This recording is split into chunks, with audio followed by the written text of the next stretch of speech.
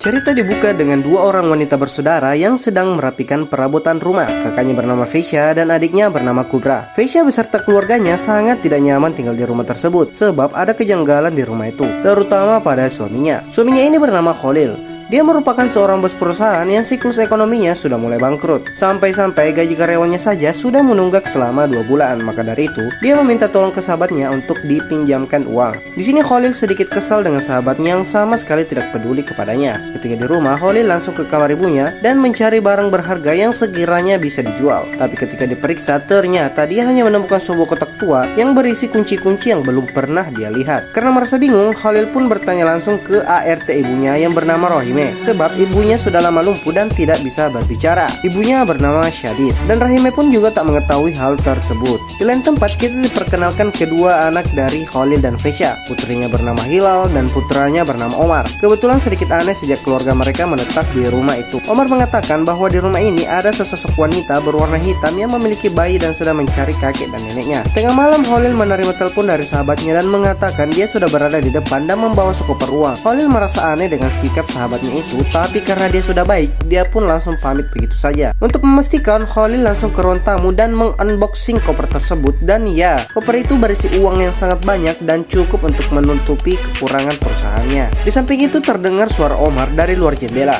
Seketika Khalil berlari keluar sebab Omar akan meloncat turun ke dalam makam kakeknya. Setelah sampai di sana, betapa kagetnya, Omar sudah tenggelam di dalam makam tersebut dan Khalil secepat mungkin menggali makam itu.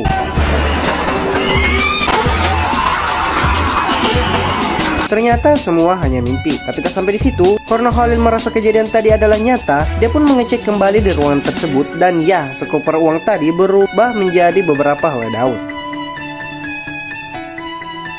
Di pagi hari, Omar lagi-lagi bertingkah aneh. Dia membuka dan membongkar sebuah colokan di tembok secara keseluruhan dan memasukkan tangannya di lubang itu. Hilal yang melihat kejadian itu langsung menolong dan meminta bantuan pada ayah ibunya lalu dibawa ke tempat tidur. Ketika Bibi Rahime datang, Omar memandang sinis kepada Bibi dan merasa ada yang ganjal pada dirinya.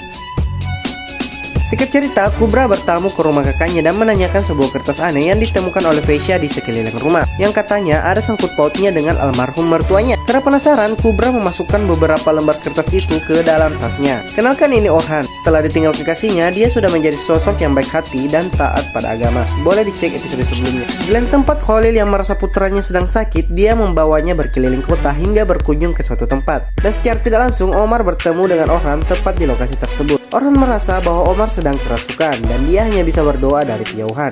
Malamnya Feisha mendengar ketukan dari kamar Nyonya Sadet. Karena penasaran, dia pun naik ke atas. Ketika dicek, ternyata Nyonya Sadet bisa berdiri dan sedang muntah bercucuran di lantai. Feisha pun secepatnya mencari Bibi Rahime. Setelah dicari-cari, Feisha nyasar ke suatu tempat dan menemukan sebuah pintu yang sedang terkunci. Tak lama kemudian, dia langsung dikagetkan oleh hantu dari belakang dan membuat kakinya terluka.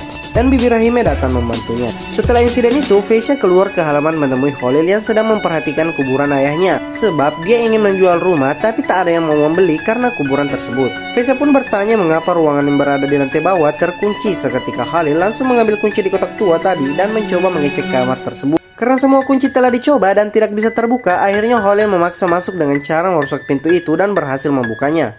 Setelah masuk ke dalam, tiba-tiba saja pintunya terkunci dari luar. Dia pun bingung lalu mengecek seisi ruangan dan menemukan beberapa patung horor dan sebuah kotak tua yang berisi emas dan uang. Tapi tak sampai di situ, hantu yang mendiami ruangan tersebut akhirnya menampakkan sosok aslinya dan memberitahukan bahwa jangan menjual rumah ini. Singkat cerita, Kubra menghubungi kakaknya perihal kertas yang dibawa sebelumnya. Ternyata itu adalah sebuah kertas untuk masuk ke pintu alam lain. Tapi Feisha tidak terlalu khawatir dengan hal tersebut.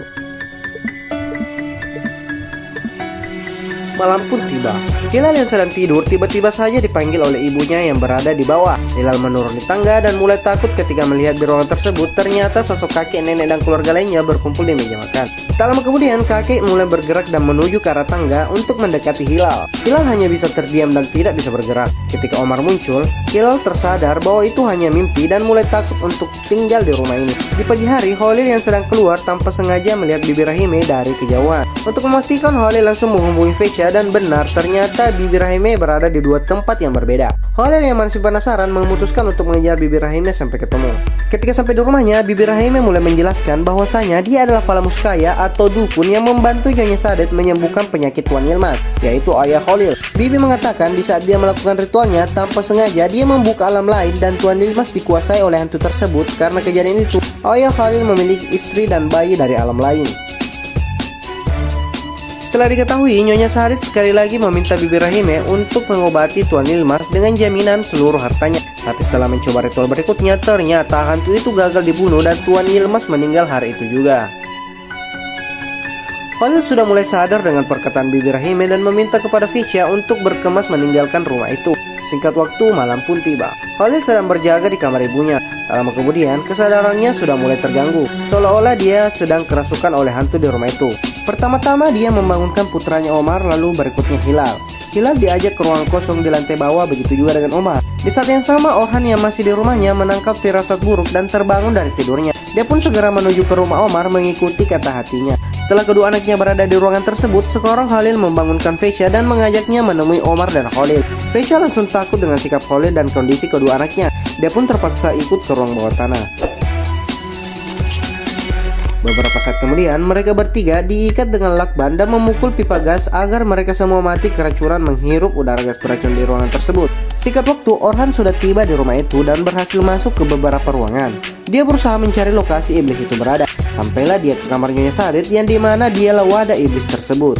Orhan mengangkat Nyonya Sadet ke kursi roda dan memaksa iblis itu untuk membuka mulut. Tapi karena iblis itu mempunyai dendam yang sangat dalam, akhirnya terpaksa Orhan mencekik Nyonya Sadet sambil membaca mantra untuk masuk ke alam bawah sadar mereka berdua. Akhirnya Orhan berhasil melihat wujud asli dari iblis itu. Iblis itu bernama Sofiesin. Dia pun menerangkan bahwa dia melakukan ini dikarenakan Nyonya Sadet mengirim Muskaya untuk membuka pintu gerbang kerajaan iblis dan dikutuk bersama Tuan Yilmaz. Lalu Sofiesin memiliki bayi dari mereka dan mati terbakar juga karena mereka. Tapi Orhan tidak menerima keinginan iblis Sofiesin, karena yang berhak menghukum dan mengampuni seluruh umat alam semesta ini hanya Allah Subhanahu wa Ta'ala.